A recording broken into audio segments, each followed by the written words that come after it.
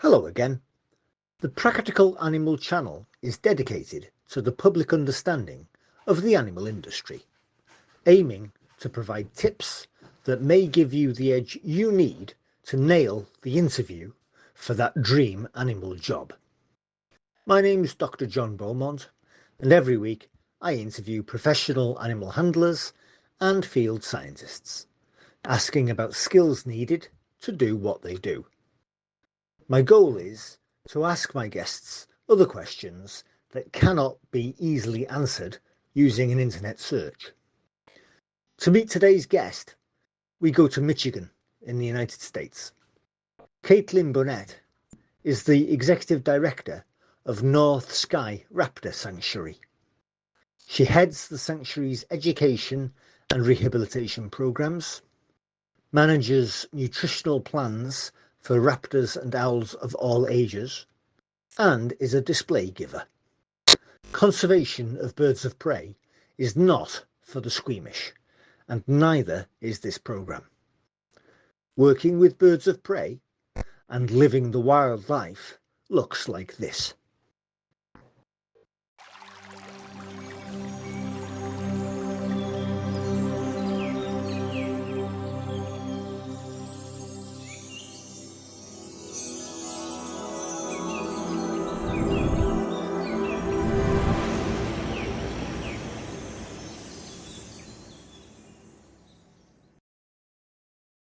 Kaitlyn, what's your best bird of prey fact, please? My favorite is the fact that the red-tailed hawks play or are voice actors for the bald eagles in Hollywood, which makes my heart so very happy because I love red-tailed hawks. So anytime that you see, like in Hollywood, this beautiful like expanse and there's an eagle flying over and it's just stunning and you hear that amazing kia sound, just know that it's a red-tailed hawk sitting in front of a microphone doing that sound because eagles do not sound like that. I'm delighted you've mentioned that because it's been bothering me for about 35 years of watching Hollywood films. Kaitlyn, in Michigan, where you are, what jobs are there with birds of prey?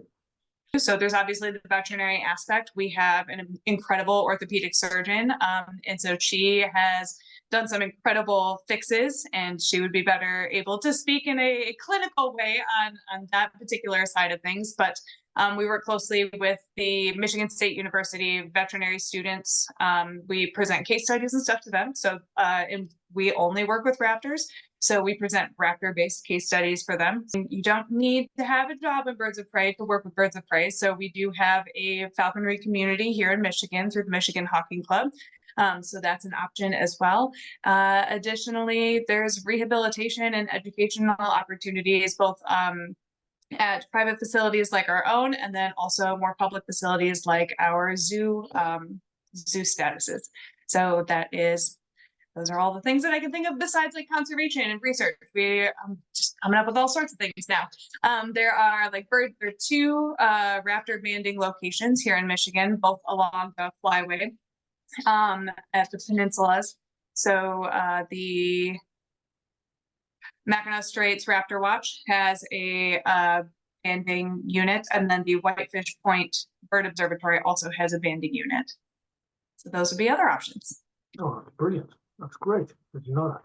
And Kaitlyn, when you are training the birds doing pre-release conditioning, do you do anything differently to what you would do if you were just training a bird for display work? Yeah, absolutely. It's a great question. So when we work with rehabilitation cases, so they are wild animals that come in for whatever reason, sick, injured, orphaned, they need a different kind of care than the birds that we have for display and education work. The birds that we work with in display and education, we use a positive reinforcement method. We reward good behavior with treats or snacks or failed chicks or rats. In a language that they understand, and we also allow them to say no. So it's a lot of, it's based on operant conditioning, and it's a lot of relationship building and two-way communication. When we work with our wild populations, we don't want them to associate us with good things more than necessary. So What I mean by that is, when we enter an enclosure that we need to clean with a wild patient in it, we need to make sure that that patient isn't so afraid that they're hurting themselves further in that enclosure. However, we also don't want them to associate us with food, because then they could become a nuisance animal, and when released, they could cause harm to themselves or humans in the future. So it's a pretty fine line. When I fly the birds that we have in our captive collection, I want them to come back to me because that's really kind of important, so that way they can continue to educate. When I fly the rehabilitation patients, they're on a long creance line, and so that creance line is, we actually use that line to bring them down instead of as the safety. So in training, when we're training our captive collection, during training, we use that creance line as just like a really long dog leash, like, hey, oops, you forgot, or like, we made a mistake, but you're not gone forever and you're not going to get hurt. When I'm or flight conditioning for a wild population, that line, that's there, they will fly to the end of that line, and then we cautiously and carefully bring them down out of the sky, and then we collect them and do the thing over and over again. We use Lori Arndt's published work on creance conditioning, as far as how many flights a particular species needs to have without getting winded and that kind of thing. They did a whole bunch of blood work on that, and so they did all the hard work, and now we just get to follow that method, which is really, really valuable. And so it's a little bit different, I would say, almost opposites in the goals. What questions would you like to see answered regarding raptor conservation in Michigan by the close of the 21st century? Tangible, implementable options to keep our winter visitors safe. So the snowy owls migrate down from Canada, and they spend their winters here in Michigan because our winters are mild by comparison, although many human residents of Michigan might have some feelings about that because they go to Florida. But they come down, and we're mostly forested. But the snowies really are attracted to the wide open spaces of airports. I really hope that all the data and the research, especially that being done by Project Snowstorm, really yield some tangible options for airports, because I know the airports are also concerned about them as well. Because snowy owls are so amazing, and they're cool, and they're temporary visitors. So we get to see them for a very short period of time, but also, they're not small birds. So if they do, get entangled in, a jet engine, it causes massive damage. My greatest hope by the end of the 21st century is we have some implementable strategies to be able to help support our winter visitors and keep them safe, along with keeping, air travel and stuff safe in the wintertime too. Kaitlyn, do you use any of your birds for wild bird dispersal work at the airport or pest control? Yeah, it's a good question. So as far as abatement, here in Michigan, it is required that you're to be a master falconer before you can apply for an abatement license. So that's a 10-year process. Unfortunately, it's a little bit different than in the UK. And also in Canada, I had a visiting falconer here last week, and she's from Canada, and she's like, oh, they just hand you an abatement license if you go up and ask. Like, that's wild. Here in Michigan, it's a 10-year process. It varies state to state, but in Michigan, it's 10 years. Unfortunately, I don't have anybody available to do that, myself included right now, but it is something that we would be open to pursuing in the future. Yeah, here in the UK, British falconers, for the most part, really look up to the American licensing system. We don't have that here. It's far easier to obtain a bird here. We look up a lot to you guys for pretty much everything else. So thank you for the win. we get the one little thing, yeah. Kaitlyn, what skills and personal qualities does a person need to work with birds of prey? observational sensitivity is going to be huge, like being able to see adjustments in behavior. Because while as people, we use language to communicate first, and then body, like audio language to communicate first, and then body language to back up those statements, working with animals, especially birds and birds of prey, who are very reserved and they're solitary animals for the most part. They communicate physically first and then back it up with vocals. So by the time you're getting vocals from a wild bird of prey, they're effectively screaming at you, saying, "Hey, please don't do that. I don't like it." So being able to pick up on the sensitivity or become sensitive or hone your observational skills to see the body language shifts that are so minor is it's learnable and you can refine it. But some people are just kind of predisposed, or they have that already locked and loaded, and they can, you know, unpack that a little bit faster than others. Other than that, it's just a fascination, a willingness to learn, and getting over being squeamish, because they eat dead things, and you have to process those dead things, and that's just part of it. And yeah, so if you can shift that from like, "Ew, that's gross," to fascination, I find that works for me, but that might not be a tactic for everybody. Kaitlyn, what does your job involve, please? I'm the executive director of North Sky Raptor Sanctuary. So that means that while I don't get a vote, like a board vote, the direction of where our organization goes comes from me. So I get to steer the ship, and then I have a team that supports what that looks like, and then also helps to guide that, which is great. But because I'm the executive director of an organization that I also founded back in 2018, that means that I'm in charge of the rehabilitation program. I'm in charge of our education program. And then I, you know, kind of dip my fingers and toes into other things where some slack needs to get pulled up too, like some social media stuff and educational outreach, like programming and booking and things like that. So there's a lot going on. There's a lot of different facets, but like I said, we're growing, and recently we brought in some people to help me out with that, so I can focus back on the education collection. So making sure that we are disseminating information properly to all the different age groups that we work with, and then also that our ambassador collection, they're able and comfortable to offer natural behaviors during those education programs. It's one thing to walk around with the bird on a glove and say, "Hey, this is a hawk, it's super cool," and tell the kids all the things about the hawk. And it's entirely another to have a hawk, maybe it is just a gloved hawk, but have a hawk rouse and preen and, you know, kind of, you know, offer different, you know, natural behaviors, and be able to talk about those in real time with an audience. And I think that makes a little bit of a difference. And beyond that, like I said, we have some flighted programs, and we have a turkey vulture who actually debuts this Thursday.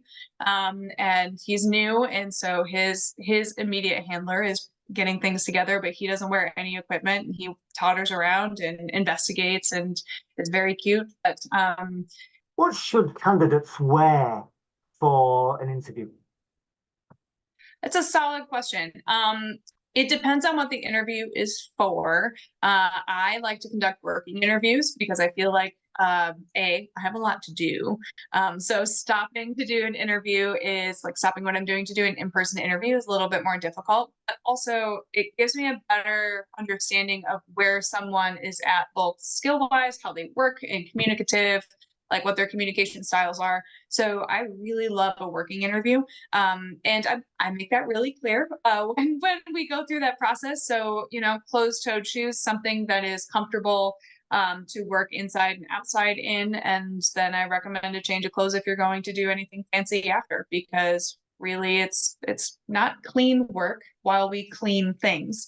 But as far as, you know, if you're working or coming in to do an interview for field work or anything like that, take a peek at what what, you know, others are doing and wearing, your mentors who you watch on YouTube, you know, that kind of thing. Take a look at what they're wearing and reach out to some of them, because sometimes that makes all the difference in the world. Dress sharp, make it look nice and neat and put together, but also know what you're about to be doing. And if you're going out in field work, don't wear a suit. What are good questions that candidates can ask at interview? This sounds silly, but I find that candidates don't ask for clarification on things that they may not understand very often. They just kind of roll with it. And this is what I would do too. I would absorb all of the information and then get in my car and then Google anything that I may not have understood to get better context. I recently had an intern in, and I was talking or teaching about a specific thing. And I think I used educational ambassador, that phrase. And she just kind of went, will you please explain to me what that means? Because I don't understand. And I don't think I had been stopped in a long time and like been asked about something, you know, that seemed rote to me. And that was a huge wake-up call for me. Like, hey, it's like, yeah, that's amazing. And I praised her right there. I was like, please continue to do that, because I've been in this and I'm in deep, you know, in this. So what I may say, like I may have a lot of jargon and I may be deploying a lot of jargon unintentionally. So if you don't understand what I'm saying, please ask, because it's the best way for you to understand in the moment, and then we can work better together. But I thought that was really cool, and that happened maybe just a couple of months ago, and that really, I mean, we've been doing this for a little while now, and that was the first time someone went, "Ooh, actually, could you explain that a little bit better?" Yes, absolutely. Yes, that's great. So ask. Don't be afraid to look uninformed. Be bold. Say, hey, I don't understand what you just said. Kaitlyn, can you suggest a research project for wildlife management students? Conservation of vultures in India. Vultures are a maligned species, unfortunately, due to Hollywood and Disney. And, you know, they're a really amazing villain because they look kind of funny and we don't really empathize or understand with them very well. They do such an incredible job for our ecosystem by cleaning up and, you know, neutralizing things that would be really dangerous and pathogens that could cause extreme harm to particularly mammalian populations. Kaitlyn, can you suggest for students any books or journals that they really should be reading if they want to be raptor biologists or falconers? As far as conservation, excuse me, and medicine, rehabilitation of raptors in general, I can recommend this book here. Is, I affectionately call it my Bible. I will send you the link for it, but it's Raptor Medicine, Surgery, and Rehabilitation by David E. Scott. And it is the most comprehensive raptor-specific medicine book that I can find. And it's my it's the third edition, so it's my second one because I needed the new one. It's very, very good. The Manual of Ornithology is also quite good. It has a super cute little screech owl on the front. This one is by Proctor and Lynch, and I like this because it covers not just raptors, but it's also done in, let's go here. They're not pictures, they're sketches. So it really helps you appreciate structure and function in a quite different way. Whereas seeing that in a picture form kind of makes it a little bit more difficult to appreciate and conceptualize what you're feeling or what you're looking at for that. So I like that a lot for that particular reason. And then the Journal of Raptor Research is something definitely to subscribe to. It's not particularly expensive. They actually send you a hard copy journal in addition to the digital version, and it's it's comprehensive and it's wonderful, and it's the published journal, and the papers in there are really, really impressive if you like raptor things. if you are like my husband who likes Raptor things, but looked at it and went, oh God, this sounds boring. And like everyone else around the table was like, are you kidding? We are so excited to read, this. And he opens it and reads, like the titles and a little bit of the abstract. He's like, oh no, thank you. So it's very specific, but if you like raptors and you're working in raptor conservation, those of us who are nerds about it love it, and we can't wait for each one of the new editions to come out. Can you offer any advice to students aspiring to become falconers or raptor biologists or otherwise professionally involved? Yeah, do as much hands-on work as you can. Get the experience. Book work is incredible, and going in with some foundation knowledge or book knowledge is extremely helpful to have a platform.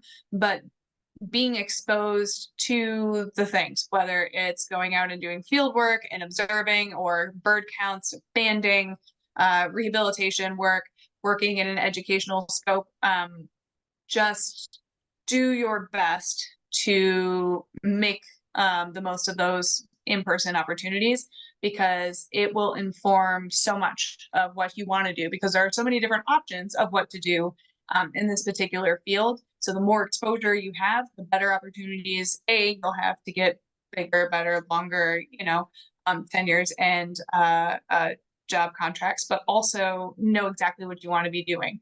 A little bit more nuance to it. So yeah, get your hands dirty.